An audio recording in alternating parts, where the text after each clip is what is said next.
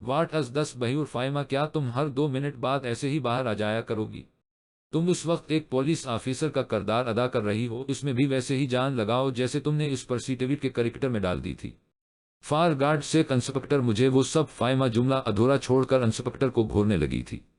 میرا وہ مطلب نہیں تھا فائمہ، میں صرف یہ کہنا چاہتا ہوں کہ مضبوط بنو، نہیں بن سکتی، تم نے اس کی آنکھوں میں ہوش دیکھی ہے۔ انسپکٹر، میں تمہیں کیسے سمجھاؤں فائمہ؟ انسپکٹر نے بے بسی سے اپنے چہرے پر ہاتھ پھیرا تھا۔ کیا میں تمہیں سمجھا سکتی ہوں کہ جب اس نے مجھے چھوا تھا تو میں کیا محسوس کر رہی تھی؟ آخر تم اس سب کو بھول کیوں نہیں جاتی؟ موان یار کہنا کتنا آسان ہے۔ انسپکٹر میری طرف دیکھو فائمہ۔ انسپکٹر نے اس کے چہرے کا رخ اپنی طرف کیا، وہ ماضی تھا اور یہ حال ہے۔ تم اس سب کا بدلہ اب اس سے لے سکتی ہو، وہ صرف تمہیں الجھا رہا ہے تاکہ انویسٹیگیشن کا ٹائم ضائع کر سکے، بدلہ میں نہیں، وہ چاہتا ہے مجھ سے۔ فائمہ روحانسی ہوئی تھی، اسے رستم کا رویہ ابھی تک یاد تھا، وہ کبھی تمہاری ہوا تک کو بھی نہیں چھو پائے گا۔ اٹس ایم آئی سکس فائمہ، اب جاؤ اور پوری مضبوطی سے اس کا سامنا کرو، اگر آج تم ہار گئی تو دوبارہ کبھی اس سب سے نہیں جیت پاؤ گی۔ یہ اس کے خوف سے نکلنے کا آخری موقع ہے۔ وہ اپنی بات پر زور دیتے ہوئے دوبارہ اسے اندر بھیج کر خود سکرین کے سامنے پہنچ گیا تھا۔ اس دفعہ جب وہ اندر گئی تو اس کے چہرے سے مضبوطی جھلک رہی تھی، اگرچہ وہ اندر سے خوفزدہ تھی۔ میں پہلے ہی تمہاری خوشبو محسوس کر رہا تھا اور تم میرے دل پر قیامت ڈھانے کے لیے اینڈ ٹائم پر اندر آ گئی۔ شکل و صورت سے تم اتنی خاص نہیں ہو، مگر تمہارے بدن کی خوبصورتی اور تمہاری تپش بہت خاص ہے۔ کچھ دیر کے لیے اپنی زبان کو لگام دو اور میرے سوالوں کے جواب دو۔ اس کی کانپتی آواز نے رستم کے چہرے پر ایک مسکراہٹ پیدا کر دی تھی۔ وہ اس پر اپنا رعب جمانے کے لیے پورے زور سے مخاطب ہوئی تھی۔ جیسے دیکھ کر رستم کے چہرے پر ایک مسکراہٹ پیدا ہوئی، یہ سارا زور تب لگانا جب میں تمہیں رائڈ کرنے کو بولوں گا۔ فی الحال نرم لہجے میں بات کرو تاکہ تمہاری کانپتی ٹانگوں کی جنبش مجھے اپنی طرف مائل نہ کرے۔ وہ اپنا غصہ پی گئی تھی۔ یہ سمگلن کن راستوں سے یورپ میں آتی ہے؟ اس نے سوال کرنے سے پہلے ایک لمبا سانس لیا تھا۔ ہیروئن جنوبی امریکہ اور ڈرگز افریقہ سے امپورٹ کی جاتی ہے، جبکہ انسانی اعضاء ایشیا اور اسلحہ رشیا سے لایا جاتا ہے۔ یہ ساری سمگلنگ آئٹمز مختلف راستوں سے یورپ میں داخل ہوتی ہیں، جن کے لیے تمام قانونی اور غیر قانونی راستے استعمال کیے جاتے ہیں۔ صرف یونان میں ان ڈرگز کے 15 گودام ہیں اور اسی طرح پورے یورپ میں یہ نیٹ ورک کام کر رہا ہے۔ کیا تم ان سب گوداموں کے ایڈریسز بتا سکتے ہو؟ تم چاہو تو میں تمہیں وہاں لے بھی جا سکتا ہوں۔ جان من، اس نے پھر فلٹ کیا، یہ میرا سوال نہیں تھا مسٹر رستم، یہ سوال تمہارا ہونا بھی نہیں چاہیے، کیونکہ تم جیسی خوبرو لڑکی کے منہ سے ایسا سوال بالکل زیب نہیں دیتا۔ فائمہ اس کے فلٹ سے تنگ ہو کر اپنا چہرہ دوسری طرف پھیرتے ہوئے زیر لب بڑبڑانے لگی۔ اچھا، میں تمہاری اس معصوم شکل پر رحم کھاتے ہوئے کام آسان کر دیتا ہوں، اس شرط پر کہ تم اپنا چہرہ میری طرف رکھو گی۔ بولو کیا ہے؟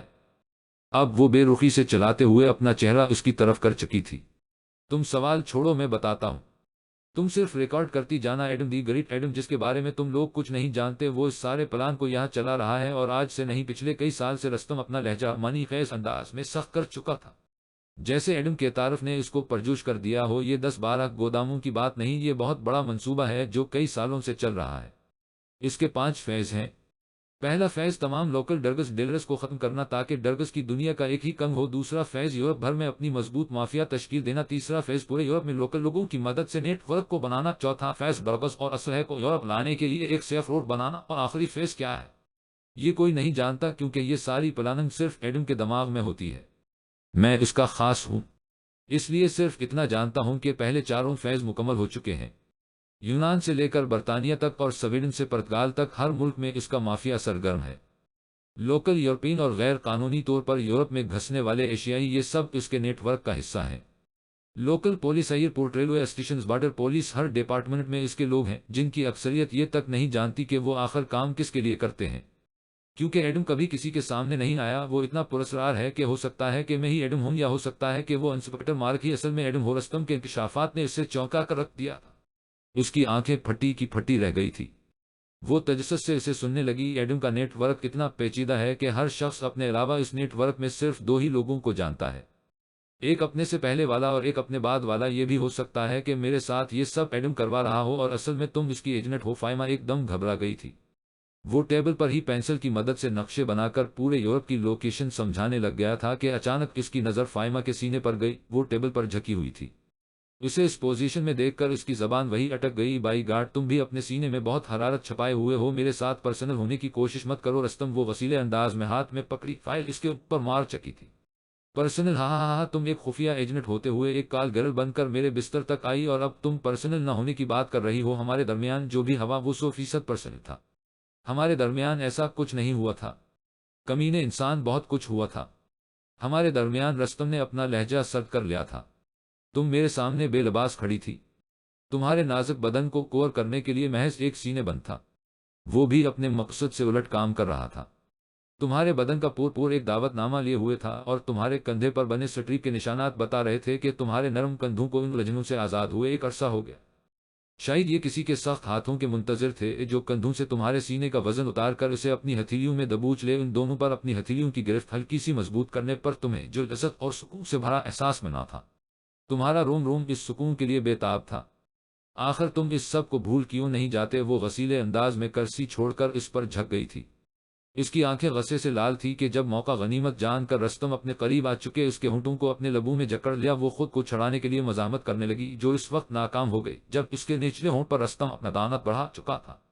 تمہارا یہ ہونٹ اس وقت تک میرے دانتوں کی گرفت سے آزاد نہیں ہو سکتا جب تک تم اپنے دونوں لبوں کی گرمائش سے میرے ہونٹ کی پیاس نہیں بجھا دیتی۔ وہ اس کے نچلے ہونٹ کو ابھی تک دانتوں میں دبوچے ہوئے تھا، خون کا ایک قطرہ اس کے ہونٹ پر نمودار ہوا وہ درد کی شدت سے کہلانے لگی تھی، مگر اس سب سے رستم کو کہاں فرق پڑنے والا تھا؟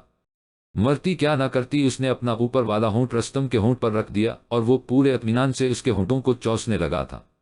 کچھ لمحوں بعد رستم نے اس کے لبوں کو آزاد کیا تو فائمہ کی آنکھیں درد کی شدت سے نم ہو چکی تھی۔ میرا یقین کرو، اس وقت بھی مجھے تمہارے چہرے سے وہی پیاس نظر آ رہی ہے جو اس رات تھی۔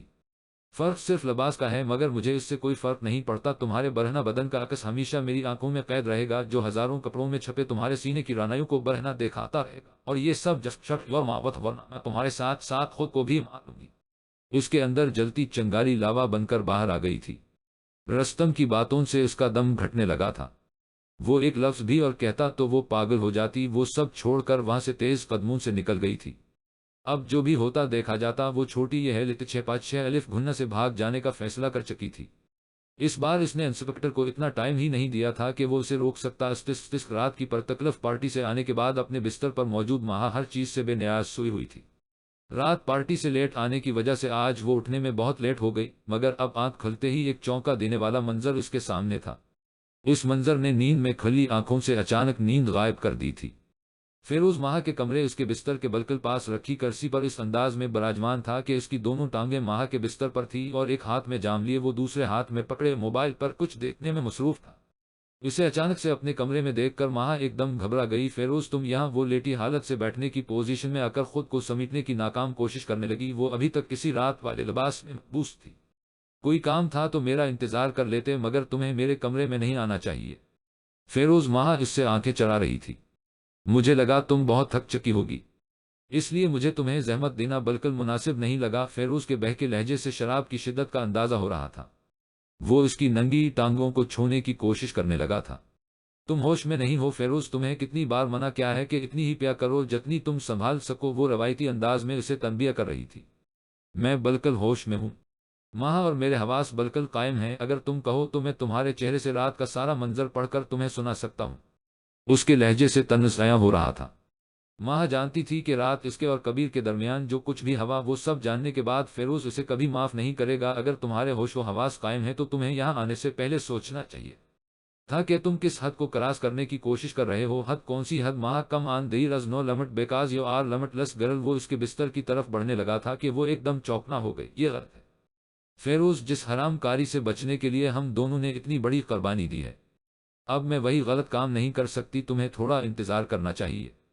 وہ آج مجھے شٹ اپ ماہا، فیروز نے ماہا کو ٹوک دیا۔ کیا تم غلط اور درست کے تصور سے آشنا بھی ہو؟ یہ تم کیسی باتیں کر رہے ہو Feroz? Are you out of your mind? No not at all, میرا دماغ تو ٹھکانے پر ہی اب آیا۔ میں تم سے وفا کی امیدیں لگائے بیٹھا تھا اور تم وہ جملہ آدھا چھوڑ کر اس کے چہرے کے بدلتے تاثرات دیکھنے لگا۔ ماہا کے دل کی دھڑکن تیز ہو گئی تھی۔ شاید فیروز رات کے متعلق سب جان چکا تھا۔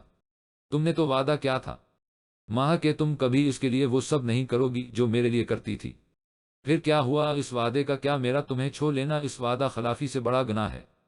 وہ جان گئی تھی کہ اب جھوٹ بولنے کا کوئی فائدہ نہیں، اس لیے اس نے سچ بتانے کا فیصلہ کر لیا تھا۔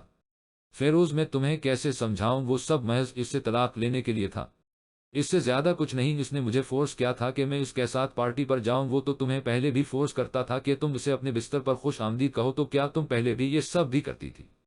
فیروز نے اپنا لہجہ بلند کیا۔ فیروز صرف ایک پارٹی تک جانے کی بات تھی، بس اس سے زیادہ کچھ نہیں، اور وہ اس کے بدلے میری بات ماننے کے لیے تیار تھا۔ ہاں ہاں ہاں، ایک پارٹی، پچھلی رات کے سارے مناظر تمہارے بدن پر عکس بند ہیں۔ ماہا، تم نے یہ سب کب دیکھا؟ وہ ہڑبڑا گئی۔ میرا مطلب وہ سب ہمیشہ کی طرح فورس فلی تھا۔ ہمارا تعلق صرف اتنا ہے کہ میں ایک وکٹم ہوں اور وہ ایک ریپسٹ ہے۔ یو ناؤ واٹ، تم کبھی میری تکلیف نہیں سمجھ پاؤ گی، کیونکہ تم اس تکلیف سے گزر ہی نہیں رہی۔ جب انسان کسی شخص کو فرش سے اٹھا کر آسمان تک لے جائے اور پھر آسمان میں بھی اسے سب سے مقدم کر دے اور وہی شخص پھر اگنور کر دیا جائے تو یہاں درد ہوتا ہے۔ ماہا میڈیم، یہاں وہ اپنے سینے پر ہاتھ مارتا ہوا چلایا، کیا تھی تم ایک مڈل کلاس لڑکی اور اب کیا ہو تم ایک بلنیر استھا سے ہو تک سفر تم نے میرے کندھوں پر بیٹھ کر کیا اور بدلے میں ایک وفا مانگی تھی، ایک عہد مانگا تھا اور تم وہ بھی نہیں کر سکی۔ تم ہمیشہ کی طرح اب پھر غلط سمجھ رہے ہو، ایسا کچھ نہیں ہوا تھا جیسا تم سوچ رہے ہو۔ وہ صرف ایک پارٹی تھی فیروز، ہاں وہ صرف ایک پارٹی تھی جہاں تم اس کی پسند کا پارٹی سوٹ پہن کر گئی اور پھر تم نے اس کے فورس کرنے پر چند گھونٹ شراب نوش کی اور پھر تم نے اس کے ساتھ کپل ڈانس کیا اور پھر تم اس کے ساتھ بغل گیئر ہوتی روم میں چلی گئی۔ اٹس جسٹ پارٹی، کیا ہو پٹانگ بولتے رہتے ہو تم، ایسا کچھ نہیں ہوا تھا۔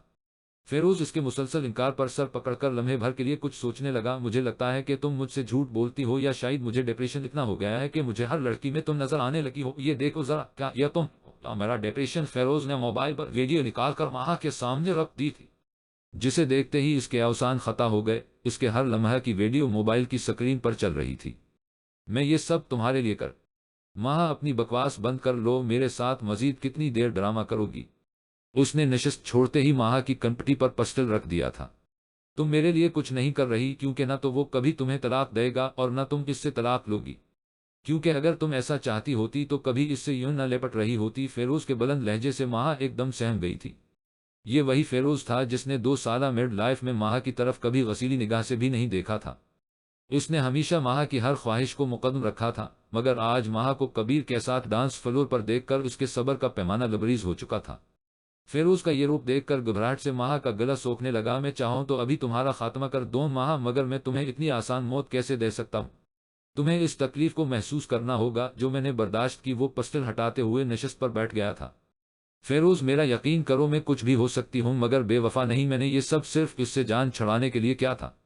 کوئی ہمارے درمیان دراڑ ڈالنا چاہتا ہے، اس لیے کسی نے یہ سب ویڈیوز تم تک پہنچائی۔ یہ سب کسی کا پلان ہے، وہ ہمیں برباد کرنا چاہتے ہیں۔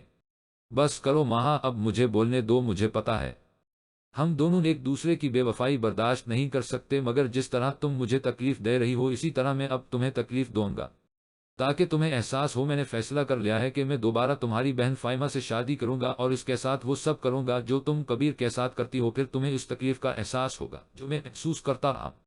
فیروز سنجیدہ لہجے میں ماہا کو اپنا فیصلہ سنا رہا تھا۔ وہ پہلے بھی ماہا کی خواہش پر ایک بار فائمہ سے نکاح کر کے اسے چھوڑ چکا تھا۔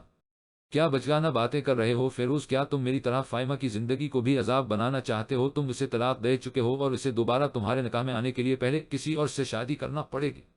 کیا تم چاہتے ہو کہ اس کی زندگی میں بھی کوئی کبیر آئے اور پھر میری طرح وہ بھی پھنس جائے؟ ماہا کے اس انکشاف نے فیروز کو سوچنے پر مجبور کر دیا تھا کہ اگر ماہا ایک دفعہ طلاق کے بعد کسی اور کے نکاح میں جائے بغیر واپس اس کے پاس نہیں سکتی تو فائمہ کیسے آ سکتی ہے؟ وہ بے بسی میں لمبے سانس لینے لگا۔ کیا ہوا اگر میں دوبارہ اس سے نکاح نہیں کر سکتا، مگر تم پر بہت سے ایسے راز فاش کر سکتا ہوں جو تمہاری راتوں کی نیند اڑا دیں گے۔ وہ یہ راز فاش کرنے کے ارادے سے نہیں آیا تھا، مگر غصے میں کر بیٹھا۔ تمہیں کیا لگتا ہے کہ فائمہ سے میرا نکاح صرف تمہاری پلاننگ تھی؟ ناٹ ایٹ آل، یہ کسی اور کی پلاننگ تھی۔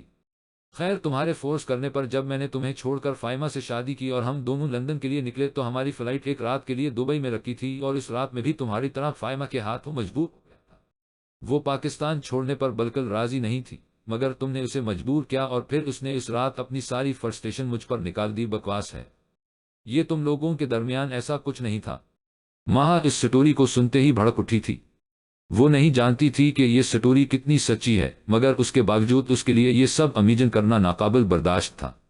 کاش یہ بکواس ہوتی، لیکن اگر تم چاہو تو میں اس کے بدن پر موجود ایک ایک نشان تمہیں بتا سکتا ہوں۔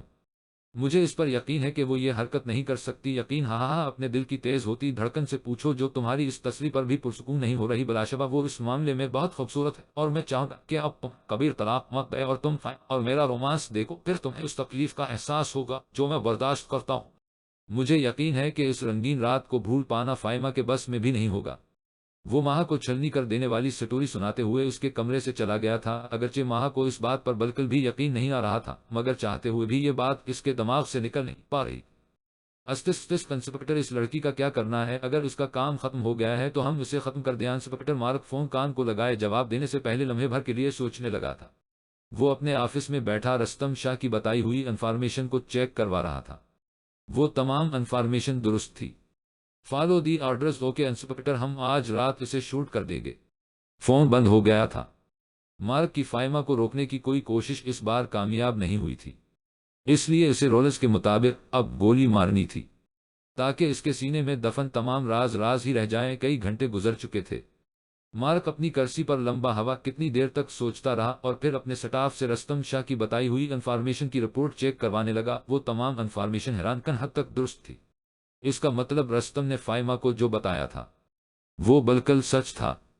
اس نے کسی کا نمبر ڈائل کیا، رکھ جاؤ اسے، گولی مت مارو، تم رولز بھول رہے ہو انسپکٹر، وہ لڑکی ہمارے لیے خطرہ بن سکتی ہے۔ اس کی نوبت نہیں آئے گی، وہ واپس آ کر اس مشن کو مکمل کرے گی۔ میرے پاس گولی مارنے کے آرڈرز ہیں انسپکٹر، اور مجھے ہر صورت ان کو فالو کرنا ہے۔ کوئی بھی قدم اٹھانے سے پہلے میرے فون کا انتظار کرنا۔ وہ بھاگتا ہوا دوسرے کمرے کی طرف نکل گیا تھا جہاں اسے ایک بار پھر لمبی بحث کرنی تھی۔ میں شوٹر کا فون سن چکا ہوں انسپکٹر، اور اب میں بحث کے موڈ میں بالکل نہیں ہوں۔ سینئر آفیسر نے مارک کو بولنے کا موقع ہی نہیں دیا تھا۔ مجھے ایک موقع دے، اگر میں ناکام رہا تو میں خود اسے گولی ماروں گا۔ اس کا کام ختم ہو چکا مارک، رستم کی بتائی انفارمیشن کے مطابق کارروائی کرو، وہاں ہمیں 200-400 کروڑ ڈالر سے زیادہ کی منشیات کے علاوہ کچھ نہیں ملے گا۔ سر، یہ مشن اس سے بہت بڑا ہے، تاریخ کا سب سے بڑا آپریشن جو آج تک کوئی اور ایجنسی نہیں کر پائی۔ تمہیں ایڈم فوبیا ہے مارک؟ پلیز سر، ایک چانس۔ ایک لمبی بحث کے بعد اس نے اپنے سینئر آفیسر کو راضی کر لیا۔ وہ چہرے سے پسینہ صاف کرتے ہوئے فون پر نمبر ڈائل کرتا ہو باہر آیا۔ تمہارے پاس وہ اس لڑکی فائمہ کی کچھ ویڈیوز تھی؟ مارک کافی پرجوش تھا۔ انسپکٹر، وہ سب ویڈیوز میرے پاس محفوظ ہیں۔ Good, release all data, are you sure inspector absolutely? وہ مختصر سا حکم دیتا ہوا اپنے کیبن کی طرف چلا گیا۔